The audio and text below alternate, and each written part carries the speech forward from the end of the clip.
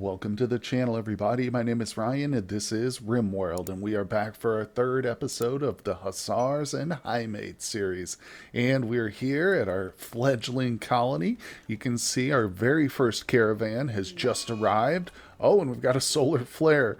No sooner do we get our electricity up and running than we get a solar flare. Well, if you want to look throughout some of these quests here, or some of these notifications before I delete them, you can see that Shay has been promoted to freeholder, or at least we need to go through the ritual there to get her ceremony underway. She is going to be the one that we go for the royal status with, just so we can do some trading and whatnot, really. She's non-violent, so any powers she gets, hopefully they'll be passive, more things like, word of trust and word of love. But nonetheless, it's random, so who knows? But the colony is going pretty well, other than the solar flare Randy just threw at us here.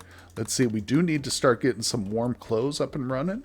So I have the electric tailoring bench all set up.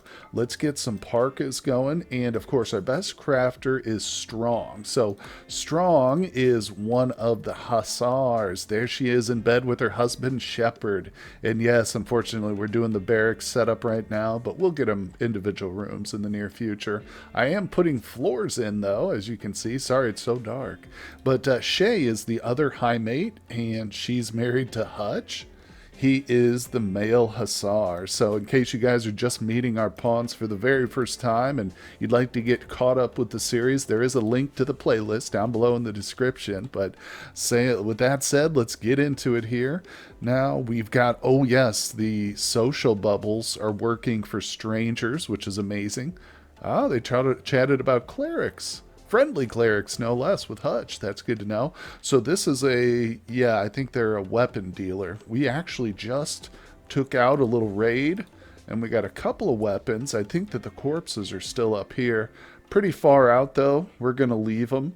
So I'm not going to worry about this stuff here. Too bad this guy didn't die in the water. He'd decompose a little bit quicker. The good news is that Strong, our Bloodlust character, actually is able to wear the tainted armor that one of the guys dropped. So she is going to be our tank right now. She's well equipped. But another thing to note is the Dub's Bad Hygiene mod is up and working. And I've got the water need turned on for our pawns as well. Which, yeah, let's see, thirst, there it is. So the thirst need is active. I didn't realize in the first episode that was switched off by default, but after episode 2, we've got that turned on now, and that does include the prisoners. So yeah, they need some water, and they've got a latrine active here. So everything's going well. We're just starting to get our temperature up when, of course, we got that solar storm, but we're currently trying to get this battery. So as you can see, we're still very, very early. Very fledgling. Let's get Shay to trade with the combat supplier as soon as she wakes up. Actually, let's go ahead and have her just wake up immediately. We do have, what's it called, the biphasic schedule active now. So in case you're unfamiliar with that, there's a link in the description below. Check the very bottom there. You can see it. So anyway, let's see what we got. We have no silver. We've just got a couple of weapons. And the mace. We could sell the food, honestly, but I think I'll keep it. We got our go juice. I'll get rid of the wake up and the cigarellos. All right, so we're just starting a little bit of a supply of silver here. Nothing really grabs me. We will probably get into some genetic manipulation down the road, but for right now, we do not have the capability. We're obviously just getting to battery stages, but there we go. Very first silver of the colony.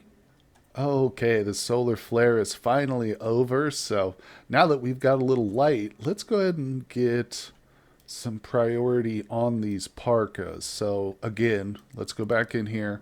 We might not have enough stuff, but I do have some cloth on the way, so hopefully she'll be able to use that. Leathers will work, I believe. We just don't have enough. I might have to do some serious hunting here because winter is on its way.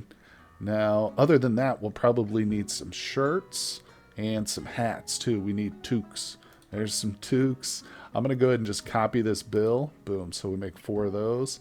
And go ahead and get some pants too set up. And we'll do some button-down shirts. Now, I'm going to suspend it all, even though it's all should be designated to Strong here, our crafting lady. Yep, that's all good. Still, it's good just to keep her from getting confused and starting projects and then stopping and starting another one. It's better to just limit her. And let me go in real quick and just make sure. I'm going to have tailoring set as a number 1 priority. So while she's getting to work on that, you can see we've got very little cotton, but it is, well, it'll hopefully be, yeah, harvested before, I'm trying to get the word right, so September. Like October, but September, April, May, September. I think I butchered the pronunciation in the first episode, but nonetheless, I just don't usually speak the months. I just look at them and register it in my brain, but getting the hang of that for sure. So this is looking good. We got to get it all harvested and get a nice little stockpile for the winter. But other than that, I'm going to set up a little defensive ring.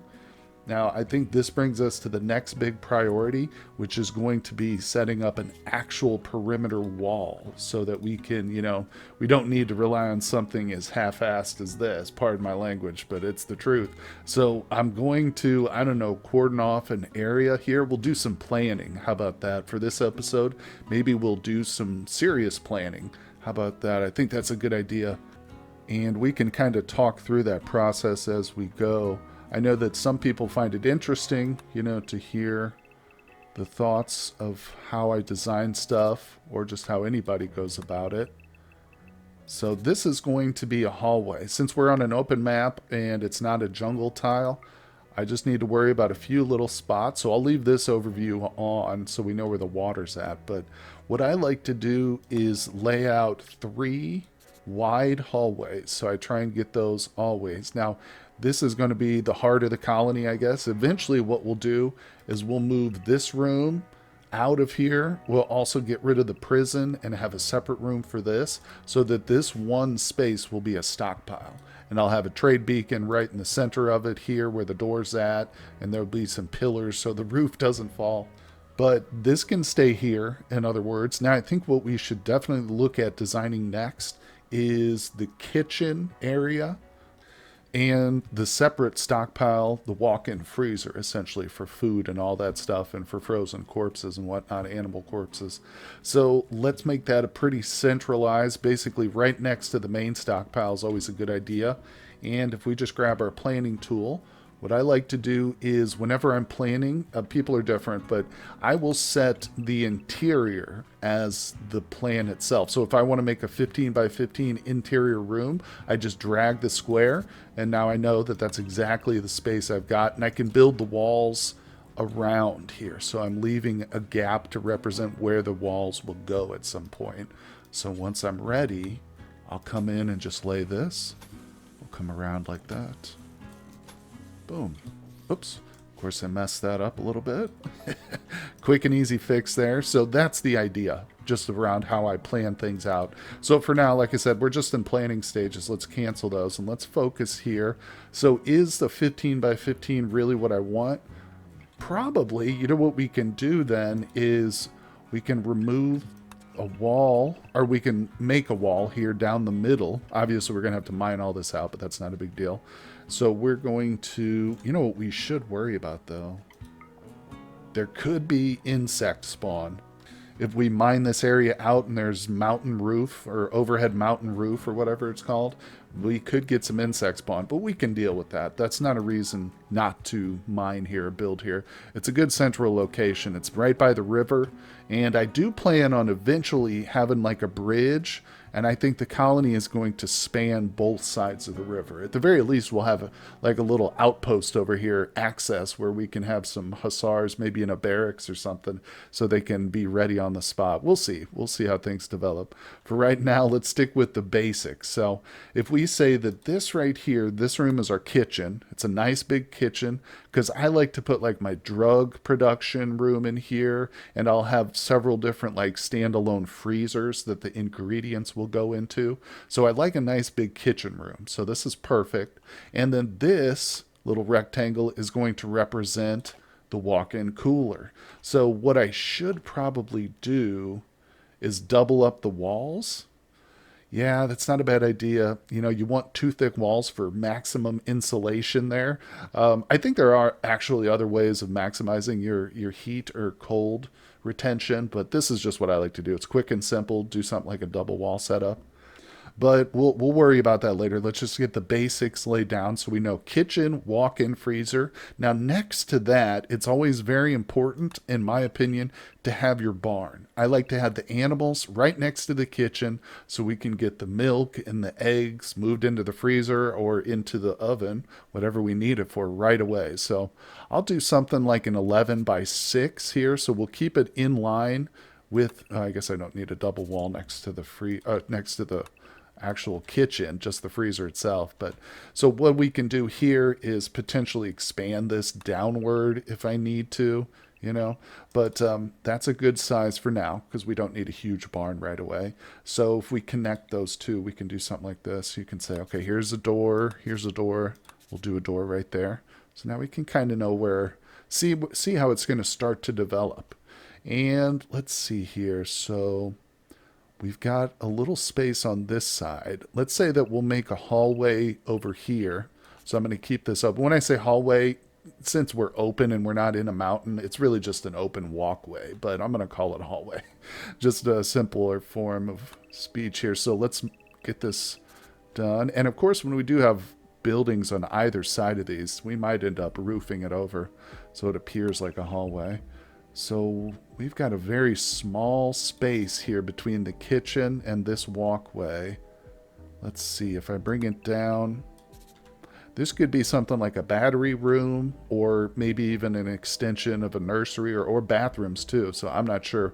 This is just going to be a little flex spot for now. And again, plans like this, that's what's great about this tool. It's all subject to change and stuff like that. But that gives you an idea of what I first start with at least. Let's see. Oh, our first group of visitors has arrived. Yeah. That's something we're going to have to plan out too here. But for right now, I'm going to say refuse visitors until I have guest beds. That way, we won't keep getting the pop-up until I'm actually ready for it. But we are going to prioritize some hospitality stuff. In case you guys missed the very first episode where I did a little preview of the mods, we have all the hospitality mods. So we have the casino, the storefront, and definitely going to design some spots for all of that. Okay, so it appears our latest prisoner here, the Impid, which Randy dropped on us, is fully healed and ready to be released. Now, we're not doing any organ harvesting if we can avoid it, and we're not going to do any kind of slave selling. I'm trying to be a nice, good playthrough here with this one. The Highmates are non-violent pawns, so I think that they're trying to, influence the Hussars here. Get out of the bedroom. There you go. Get out. Anyway, so yeah, we're going to release any prisoners. And of course, as a generational colony, meaning we're only going to populate this colony with our own, offspring, we can't do any recruiting, even if they're amazing pawns like this guy, Jogger, Iron-Willed, Industrious.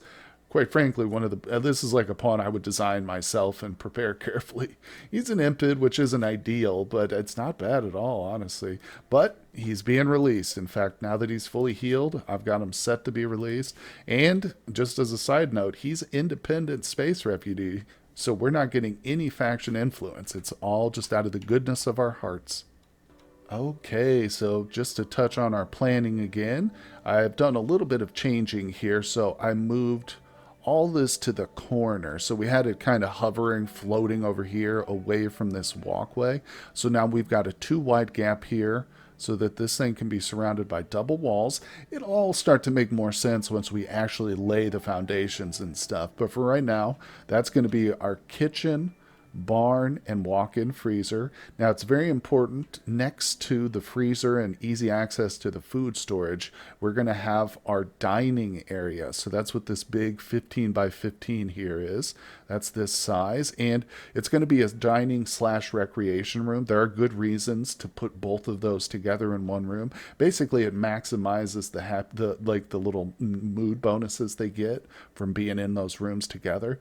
But next to that, so that that our pawns have easy access when they're hungry after waking up, we're going to start to set up our residential area. So you can see we've got kitchen, freezer, and then in between that, we're going to have the dining, recreation, and over here, we're going to start to expand and build some rooms. Now, I'm tired of just doing the same old square rooms here, literally big squares and rectangles. So I've actually gone into my shapes mod here, and I've selected the circle. This is a wonderful mod. It takes a little getting used to. Play around with it, figure it out. But once you do get the hang of this thing, it's really, really helpful in a lot of planning situations. Also, I regret I should have installed the planning thing that gives you different colors, just so you guys could see it a little bit better. So I apologize for that. But anyway, we're going to try and muddle through it here. And as I said, once I get the walls up, it'll make a lot more sense. But so in other words, we got some really nice, decent sized rooms here. And they're kind of circular, essentially. So the best way to build these, it takes, like I said, you got to fiddle around with a little bit. Once you've got your circle shape selected here, make sure you got the right shape. I go for the filled in, what represents the room itself. Find the center of the room and then hold it down and just drag it. Boom, there you go. And once it reaches a certain size, it starts to round itself out. See, the bigger you get, the more rounded it appears too. But for our purposes, we're just going to kind of go for these semi-rounded shapes. It's basically the start of a circle. But if I can get the walls up around this, we will have a little bit of extra wall in the center, but that's not a big deal. It's going to give it a nicer look, I think. And another thing I might do, let me show off this mod a little bit more here. So I'm going to remove this, and we'll go for like a nice form-fitting structure here, and I'll show you what I mean by that. So let's go back out of the circle shapes. I'm going to go back into the square shape. This is a very important part, and one of the things that's a little trickier to you just got to remember to go to the right shape so I can remove this square. All right. If I had kept it on the circle, it would have been awkward trying to remove that perfectly. So now let's go back in here to the main menu of the shapes tool, which is this, that you get the different shapes. You can do lines on an angle and stuff. Oops. If I go in, I'll show you that real quick. Select the line, and you can do this on an angle. I'll use these for the walls for sure. But anyway, that's not what I'm trying to show exactly. What we want is this little ellipsis down here, this symbol, the 3 dots, and this opens up a sub menu for the grow lights and the orbital trade beacons. So this is exactly what I want. This is the trade beacon. These represent the glow lights, and open close. So you can see that there. If we find the center of this room, boom. So that fills in exactly the space that the trade beacon will cover. And that allows me to plan out where I want to put it. If I put it right here in the center, and then I just put some walls around it, it's going to be a perfectly sized room. And let me show you the trick, so I don't have to measure out these walls one by one. Let's go back to that same menu, okay? And I'm now going to use the open orbital trade beacon. I'm going to go into my structures. We're getting away from the plans, and I'm actually going to use some walls now. Boom. One click. I have now encapsulated that space with granite walls. And then I can come in here and, lay a door and stuff. But remember, make sure to go back to the basic square. Otherwise, you'll have a big ring of doors there.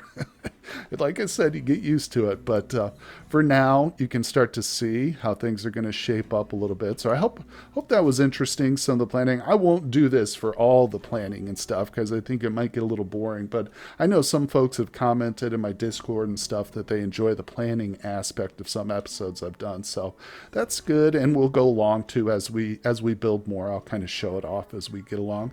But for now, let's just forbid this. I'm going to leave it there because it is kind of nice.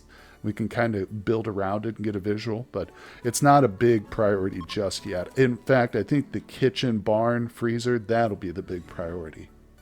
Okay, well, check this out. So in the last episode, we set up a stockpile here in the river, and it's specifically for waste product here, we'll call it. And there's a lot of it. Now, we also, in that last one, there's an option to kick this over. So I think we're going to try this again because it looks like it just totally dissipated. When we kicked it over last time, let me turn this off.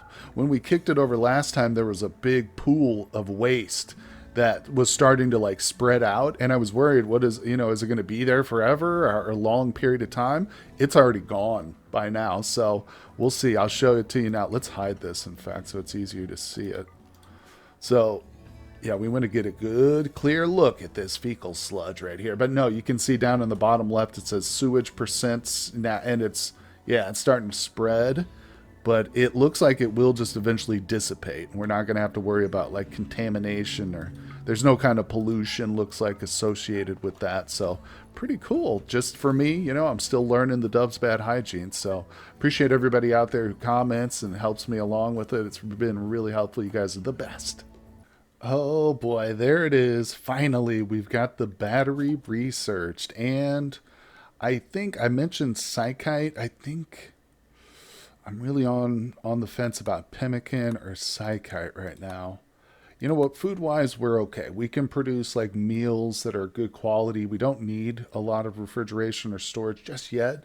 I think that Psychite, though, that's going to be a big deal because we can't even make tea yet. I mean, I think, yeah, I need to actually research this for the tea, so it is separate. But like I said, we've got Go Juice open, but that's worthless without the actual ability to make yayo. So we're going to get this knocked out, and then we'll focus on a few more of the more important things like pemmican, psychoid brewing.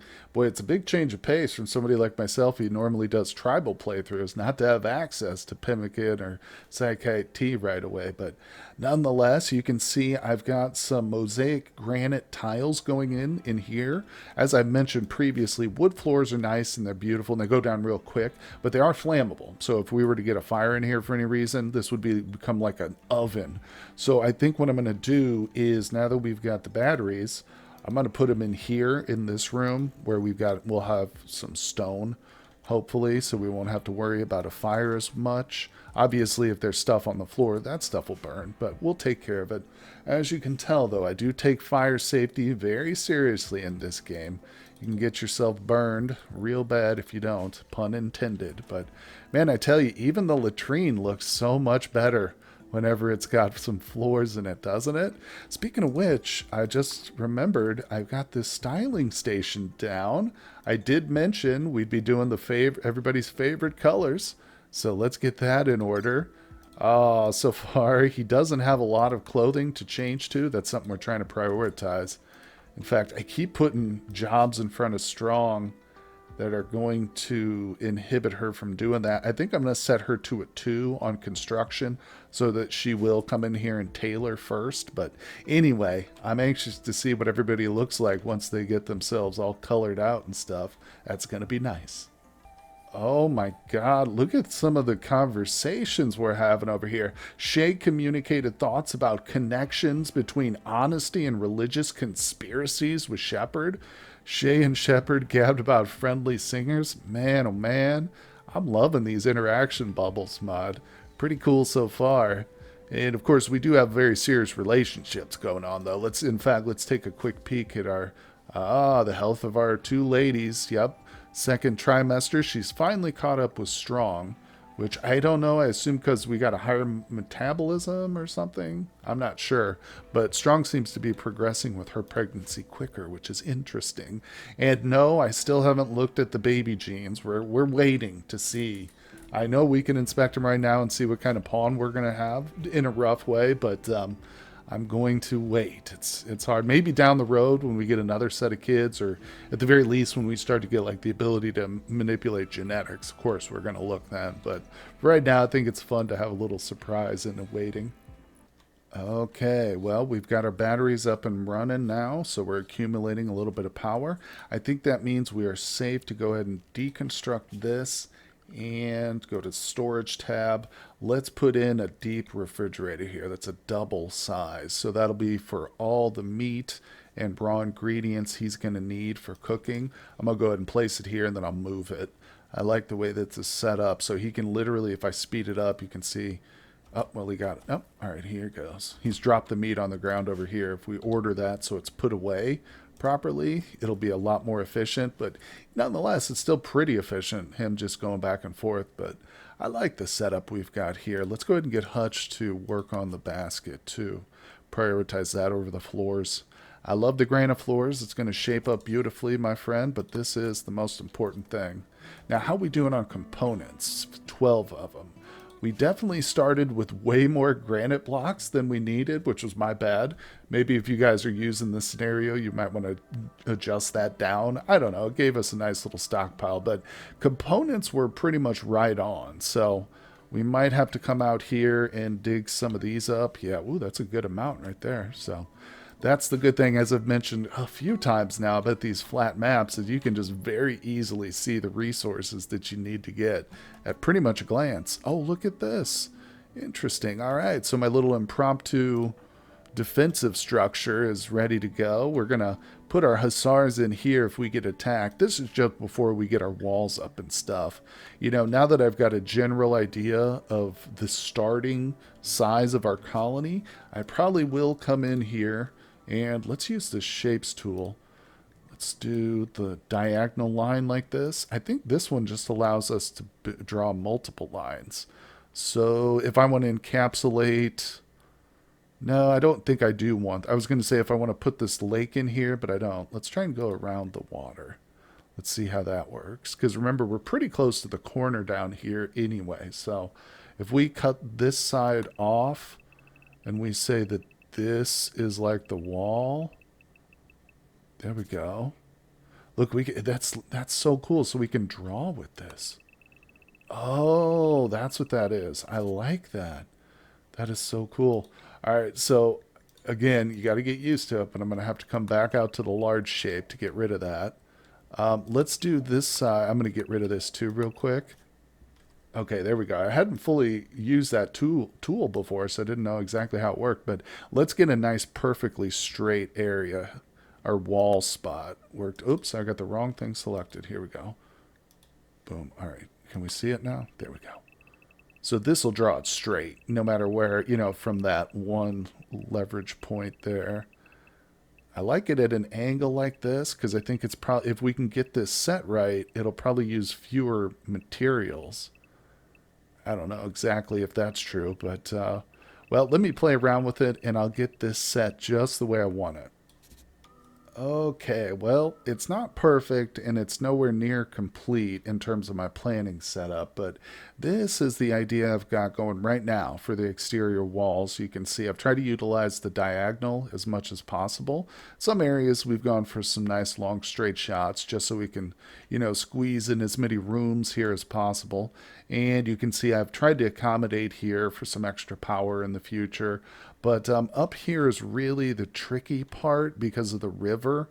Like, I'd like to just bring this right up to the water's edge, you know, and just have the wall end right there and call it quits and guard everything here too. But that doesn't work because then they can just wander right in from the side. So what we'll need to do eventually is set up bridges that can hold walls, which I do have a bridge mod that is capable of holding like heavier structures like walls too. So we'll get that set up in the future and have a much nicer looking exterior wall. And of course we'll expand it too as we need to grow. But for right now, this allows me to cut things off right here at this corner. So no, the garden and the power stations won't be inside the walls, but that's okay because what I'm going to do is probably in this general area, it was somewhere where we have a nice flat spot, I'm going to set up a trap funnel. So essentially we'll have a double wall, and I'll plan this all out here in the near future once we actually start to build things. But it opens a way into the compound, so all the raiders or wild animals will get funneled into there, and we'll have it full of traps, so they'll get spiked and killed as they come in and stuff, and any that manage to make it will be reduced or injured, so they'll be easier for our pawns to shoot at. So we'll set all that up in the future. If you're not familiar with it, don't worry, just stay tuned to the channel, hit that like button and subscribe for me, guys, if you haven't done it. But I think this is going to do it for today's episode. It's probably a good place to stop. I hope you've enjoyed it. I am going to make a shameless plug for my Patreon account today, guys. If you enjoy my content and you'd like to help me achieve my dream of becoming a full-time YouTuber, then you can donate as little as $2 a month to my Patreon account. And it means the world to me, guys. When I see a new Patreon sign up, it makes my whole month. But anyway, regardless, even if you don't, I appreciate everybody out there who watches the series. Thank you so much, guys, and I will see you on the next one.